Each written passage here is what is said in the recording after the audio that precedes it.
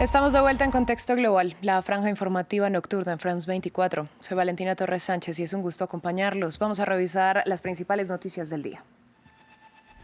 Donald Trump aseguró que tiene pruebas de que la lancha atacada en aguas del Caribe transportaba fentanilo y cocaína. No obstante, no presentó dichas evidencias.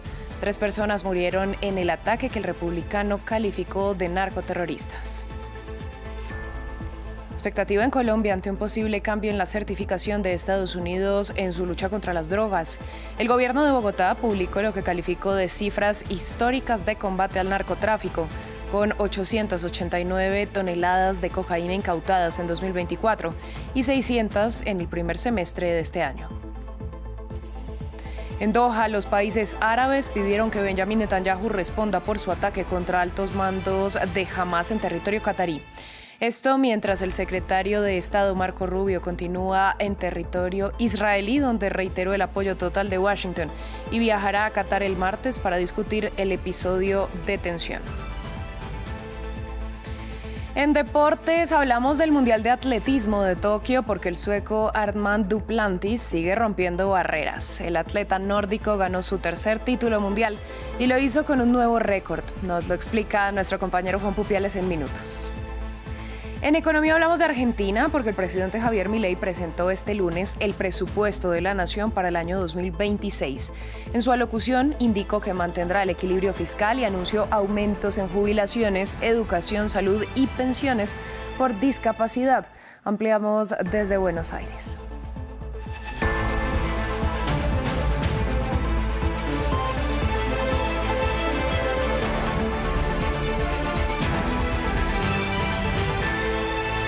Por segunda vez, Donald Trump afirma que su país bombardeó en el Caribe una embarcación que dice pertenecía a un cartel de narcotraficantes y que supuestamente transportaba cocaína y fentanilo, pero no presentó pruebas contundentes y solo publicó un video donde se ve una lancha que es atacada.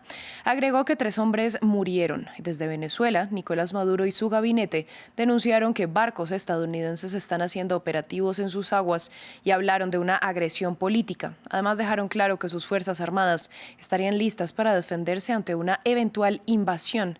Diego Bassani nos amplía. Tensión en aumento entre Washington y Caracas. El presidente de Estados Unidos, Donald Trump, anunció que sus Fuerzas Armadas neutralizaron una segunda embarcación proveniente de Venezuela que presuntamente transportaba estupefacientes.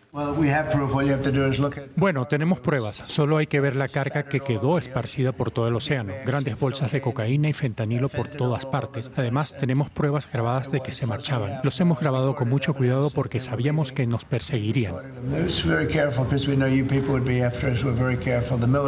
Más temprano, Nicolás Maduro había asegurado que las comunicaciones con la Casa Blanca están rotas y advirtió que sus tropas están listas para defender el país. No es una tensión, es una agresión en toda la línea, es una agresión judicial cuando nos criminalizan, es una agresión política con sus declaraciones amenazantes diarias, es una agresión diplomática y es una agresión en camino de carácter militar. Y Venezuela está facultada por las leyes internacionales para hacerle frente. A su vez, el gobierno venezolano denunció que barcos militares estadounidenses están haciendo operativos dentro de su territorio. Según el canciller Iván Gil, el pasado 12 de septiembre, un buque estadounidense asaltó a un barco venezolano que era tripulado por 9 pescadores en una zona cercana a la isla de La Blanquilla. Y es que la tensión en el Caribe va en aumento desde que Donald Trump ordenara el despliegue de buques de guerra y Marines en la zona. Además del bombardeo a inicios de septiembre contra una embarcación en la que murieron 11 personas, navío que según Washington transportaba drogas desde las costas venezolanas. Este fin de semana, 5 aviones F-35 aterrizaron en Puerto Rico con el objetivo de reforzar la presencia militar de Estados Unidos en el Mar Caribe. Hay tensión en el gobierno colombiano porque Estados Unidos publica este lunes la lista de países comprometidos con la lucha contra las drogas y podrían no recibir la certificación.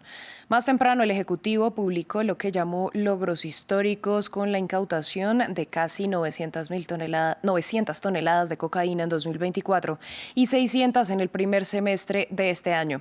La desertificación podría poner en riesgo los cerca de 380 millones de dólares anuales que entrega Washington a Bogotá en ayuda para la lucha contra los estupefacientes. Samuel Salgado Castro con la información.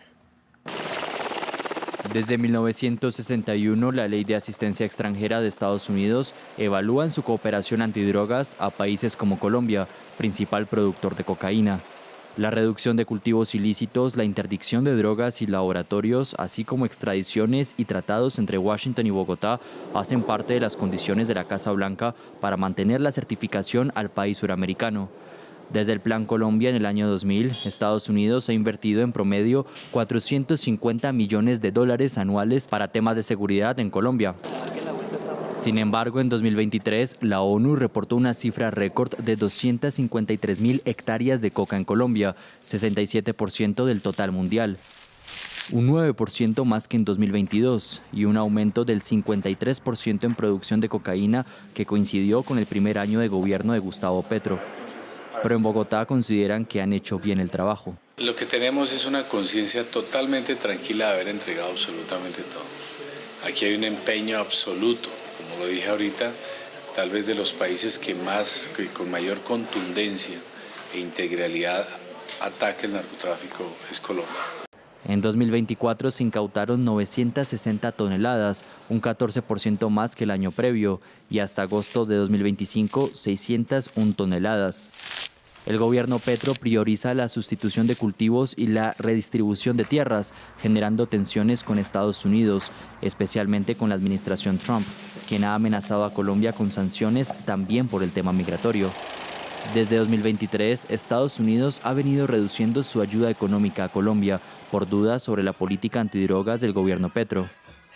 La certificación estadounidense a Colombia también influye en los programas de USAID, préstamos del Fondo Monetario Internacional y niveles de alertas de viaje, y constituye el núcleo de la relación bilateral.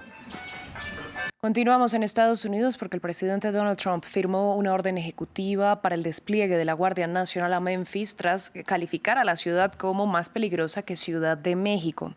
La medida contó con el respaldo del gobernador republicano de Tennessee, Bill Lee, que agradeció al mandatario la intervención de las agencias federales. En el acto del lunes no se especificó cuándo será el despliegue ni se dieron a conocer otros detalles de la operación. Hoy, a petición del gobernador Bill Lee de Tennessee, quien nos acompaña, firma un memorando presidencial para establecer el grupo de trabajo para la seguridad de Memphis. Es muy importante debido a la delincuencia que está ocurriendo, no solo en Memphis, sino en muchas ciudades. Vamos a ocuparnos de todos ellos, paso a paso, tal como lo hicimos en Washington, D.C. Prácticamente no hay delincuencia en Washington, D.C. en este momento. En otras noticias, más de 50 países árabes e islámicos pidieron a la comunidad internacional que tome medidas para imponer sanciones a Israel, revisar las relaciones diplomáticas, excluirlos como miembros de la ONU y apoyar las órdenes de arresto emitidas por la Corte Penal Internacional tras el ataque contra territorio catarí que tuvo como objetivo a altos mandos de Hamás. Que Israel rinda cuentas y que se impongan sanciones. En respuesta al ataque israelí contra miembros de Hamás en Qatar el 9 de septiembre, los países árabes y musulmanes se reunieron este lunes y comparten una idea. Las acciones de Israel son una amenaza para la seguridad de la región. Desde Doha, los principales líderes de cada país condenaron las acciones del gobierno de Benjamin Netanyahu. Permítanme confirmar aquí que esta agresión refleja claramente que las prácticas israelíes han excedido cualquier lógica política o militar y han cruzado todas las líneas rojas. Israel afirma ser una democracia rodeada de enemigos, cuando en realidad construye un sistema de ocupación y apartheid hostil a su entorno y libra una guerra de exterminio, en la que ha cometido crímenes que no conocen límites. Los estados árabes del Golfo, aliados de Estados Unidos, cerraron filas por esta agresión, denunciaron los ataques y piden a Washington detener a Israel. Esperamos que nuestros socios estratégicos en Estados Unidos usen su influencia sobre Israel para que detengan este comportamiento. Realmente esperamos eso. Ya es hora que esa influencia y poder se usen.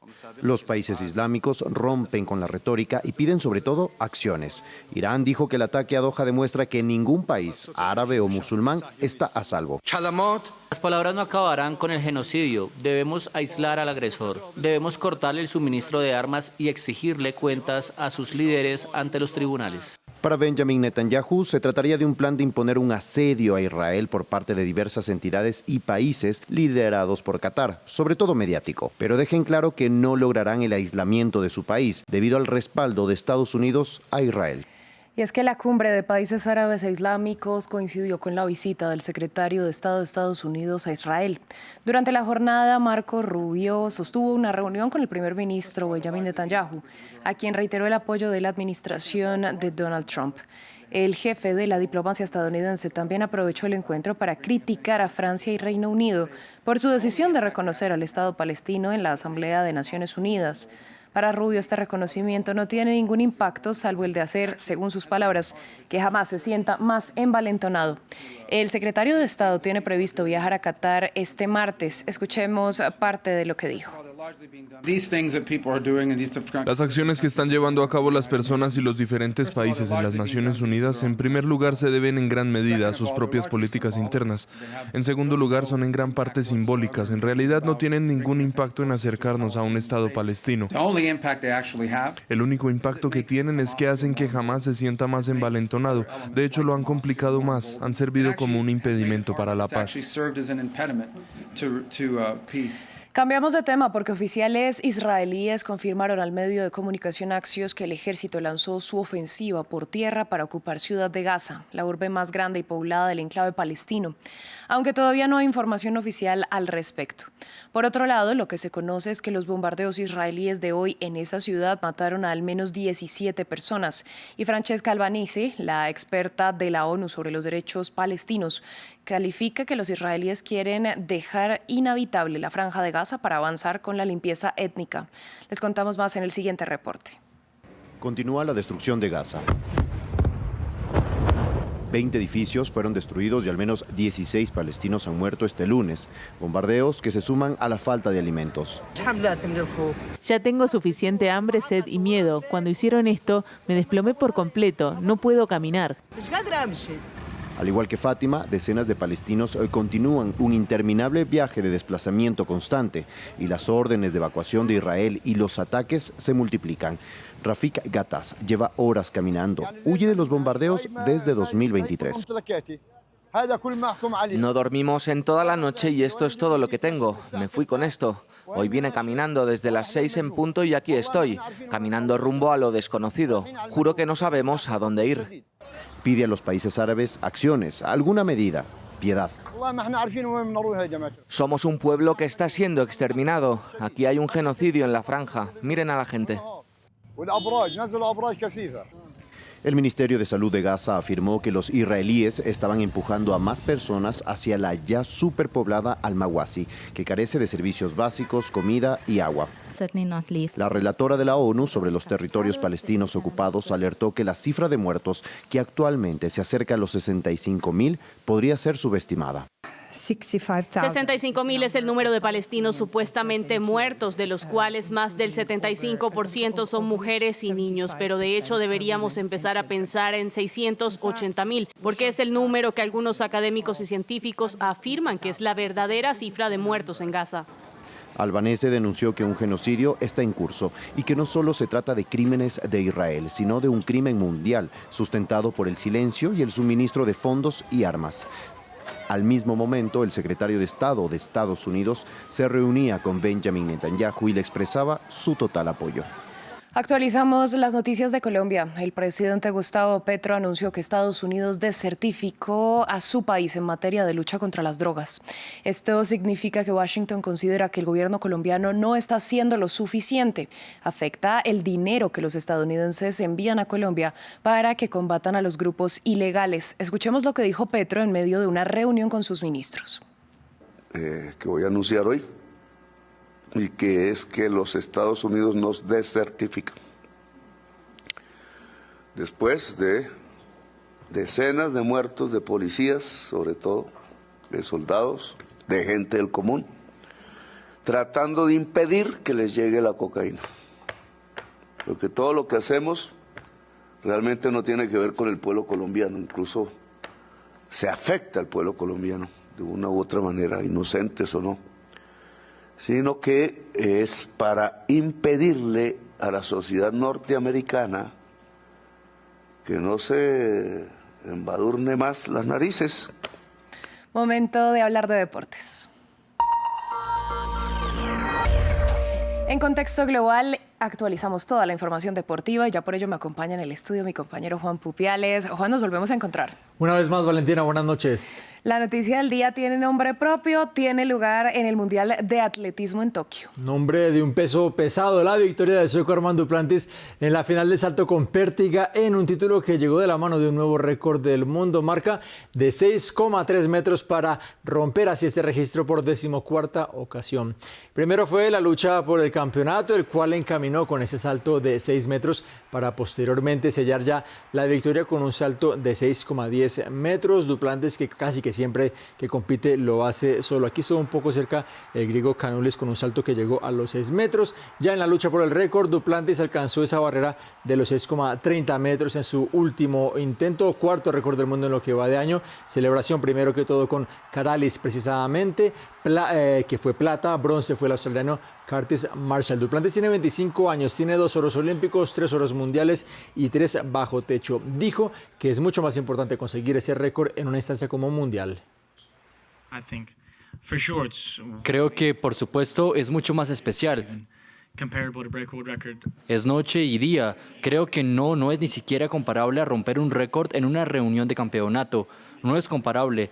Esto es extra especial para mí y diría que para todos. Juan, vamos a hablar de otra historia y también ocurre en el Mundial de Atletismo. Valentina, es la historia del neozelandés Jordi Beamish, quien sorprendió y se consagró campeón de los 3.000 metros obstáculos, un logro que le permite ser el segundo deportista no africano en conquistar esta exigente prueba. La historia de Beamish viene en 2 partes. La primera tuvo lugar ese sábado. Beamish sufrió una caída en la ronda preliminar y estuvo muy cerca de resultar herido por esos clavos que vemos ahí en las zapatillas de uno de sus rivales. Pese a la caída, el atleta oceánico terminó segundo en su hit y avanzó a la final. Este lunes, Beamish llegó desde atrás y atacó al marroquí Soufiane El Bakkali, el monarca de esta prueba. 2 oros olímpicos y 4 oros mundiales consecutivos. El Bakkali estaba muy cerca de su quinta presea de oro consecutiva. Estaba en los últimos 300 metros, pero pueden ver a Beamish con esa camiseta negra, con ese uniforme negro, que hizo la carrera de su vida y consiguió su mayor victoria en toda su carrera. Tiempo de 8 minutos, 33 segundos y 88 centésimas para un atleta que el año pasado no llegó ni a la final de los Juegos Olímpicos. Beamish, que nos sirve un poco como un ejemplo de lo que es el deporte: caer, levantarse, buscar un objetivo, buscar una medalla de oro. Puede que nos caigamos, pero al final hay que darlo todo hasta la mismísima línea de meta. Sin ninguna duda, Juan. Y bueno, vamos a cambiar de tema porque continúan las reacciones a lo ocurrido el domingo en la etapa final de la Vuelta a España. Sí, un tema deportivo que prácticamente ya también está en pleno debate de la política española. Un cruce de acusaciones, el que hemos visto este lunes, luego de que la última etapa de la carrera se cancelara ayer en medio de esas masivas manifestaciones en favor de la causa palestina. La Unión Ciclista Internacional cargó contra el presidente Pedro Sánchez por haber expresado su apoyo a las protestas. Ese es el recuento de la jornada. Continúan las repercusiones en España por las manifestaciones en la Vuelta.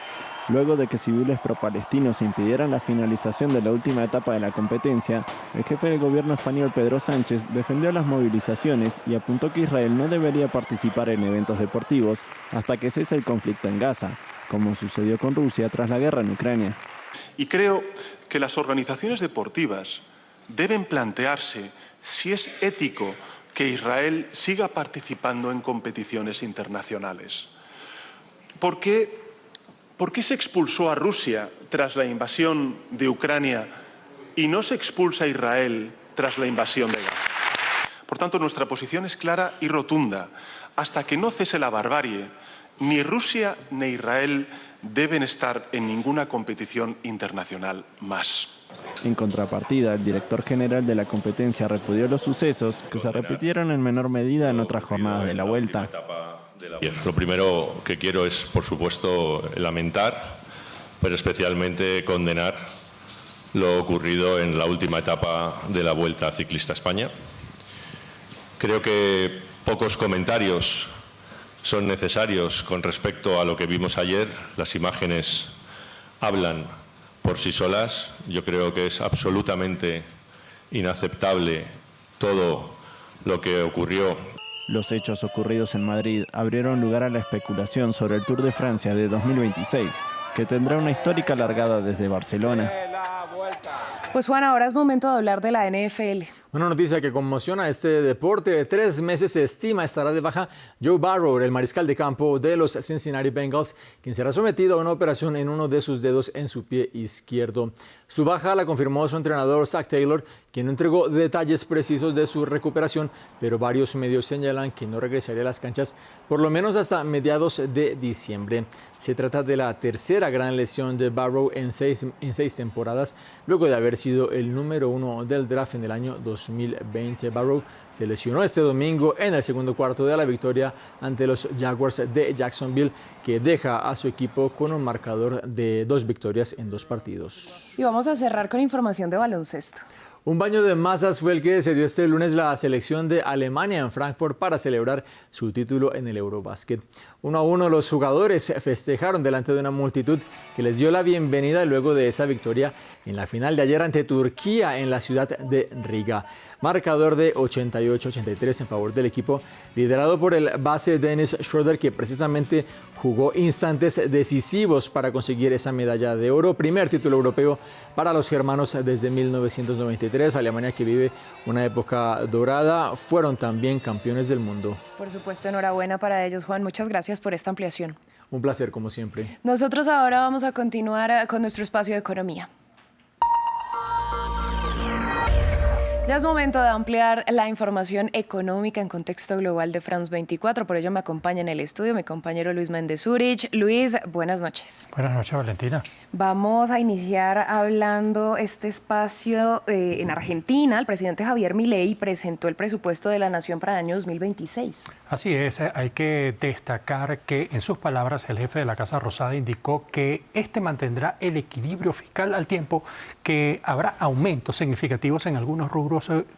Para conocer más sobre lo que ha sido el anuncio de Javier Milei, estableceremos contacto con nuestro corresponsal en la ciudad de Buenos Aires, Natalio Cosoy, a quien saludo y le consulto. Natalio, buena noche para usted. El presidente anuncia que habrá aumentos en jubilaciones, educación, salud y pensiones por discapacidad. ¿Alcanza este incremento frente a lo que es el actual costo de vida en Argentina?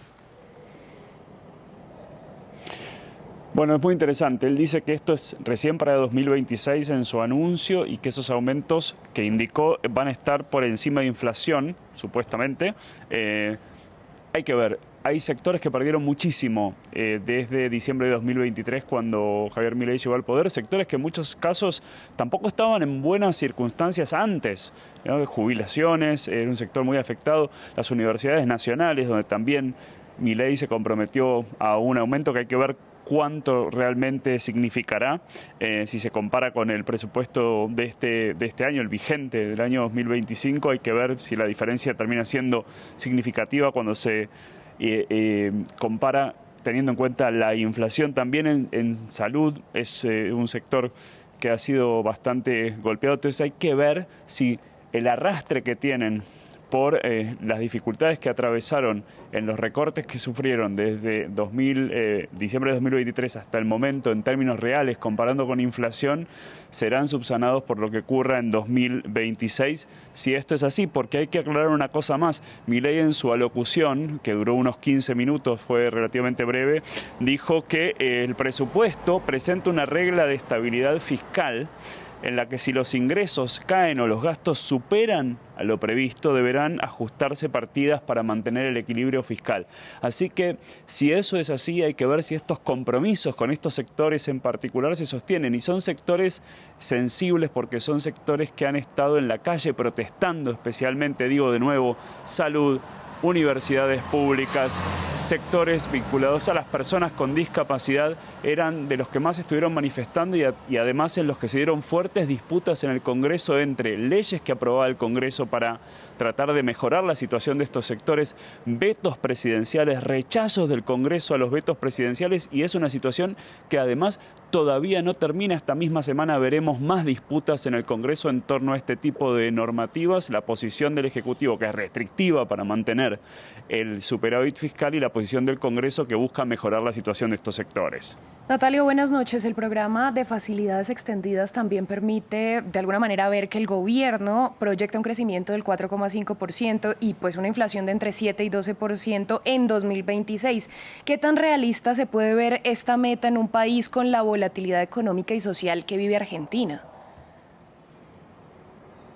Bueno, la pregunta es clave, porque si todo tipo de pronóstico en cualquier país de este tipo está sujeto a los vaivenes y lo impredecible de las economías y un mundo complejo y convulso, en Argentina, como bien decís, esto es aún más difícil. En su alocución, el presidente Milei habló de una proyección de crecimiento del 5%. Yo creo que lo estaba dando como una proyección optimista y decía que si se sostiene la política del gobierno y el plan del gobierno a lo largo del tiempo, incluso Argentina podría crecer más en años subsiguientes. Pero como bien planteabas, es muy difícil a nivel global y en cualquier país, incluso en países con economías y macros mucho más ordenadas, hacer previsiones precisas. Aquí yo diría que es un primer dato orientativo para empezar a pensar, pero creo que hacia fin de año podremos tener alguna idea un poco más clara de cuáles pueden ser proyecciones más concretas y realistas. Y de nuevo, hay que ver, en Argentina especialmente,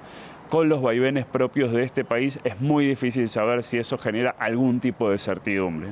Pues Natalio, muchas gracias por toda esta ampliación. Nosotros vamos a continuar aquí en Contexto Global, y es que vamos a hablar de Cuba porque se conocieron los datos de inflación. Sí, de acuerdo con la Oficina Nacional de Estadísticas de esa nación, la inflación en la mayor de las Antillas se situó en 15.2 en el mes de agosto, una variación de 1.1 punto porcentual respecto al mes de julio.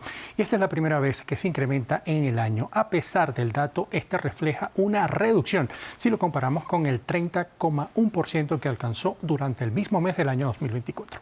Luis, y vamos a hablar de Rusia. El presidente no está conforme con el crecimiento de la nación en lo que va de 2025. Así es, Vladimir Putin sostuvo una reunión con su gabinete y expresó su frustración. Esto luego que el pasado mes de julio organismos como el Fondo Monetario Internacional redujeran la previsión de crecimiento para este 2025. De acuerdo con los datos oficiales, entre enero y julio la nación alcanzó un incremento de su PIB de 1,1%, un dato más bajo que el 1,4% alcanzado durante el primer trimestre y significativamente menor al 4,3% que fue el Producto Interno Bruto de Rusia durante el año 2024. Para Putin, la implementación de los proyectos y programas planificados dependen directamente de la economía rusa.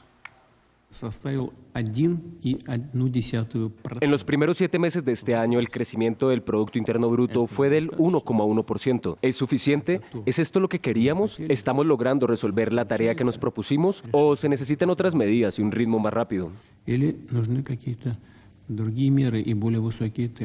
Adelantamos, la economía rusa creció el 4,3% durante el año pasado. El Fondo Monetario Internacional estimó para este año, en abril, el crecimiento de 1,5%, pero lo redujo a 0,9% en julio. Por su parte, el Ministerio de Desarrollo Económico de Rusia dijo que el crecimiento para este año sería de 2,5% para el 2025 en abril, pero en agosto lo redujo a 1,5%.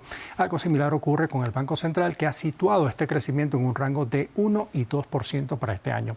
Vale decir que el presidente y su gabinete sabían que esta situación era posible, pero no en la magnitud que se está proyectando. Durante el Foro Económico Oriental celebrado en Vladivostok a principios de septiembre, diversos analistas señalaron que pese a los esfuerzos gubernamentales para controlar la inflación y también la reducción de las tasas de interés, la última de ellas el viernes pasado, aspectos como la caída del rublo y la extensión de la guerra en Ucrania han debilitado la economía rusa.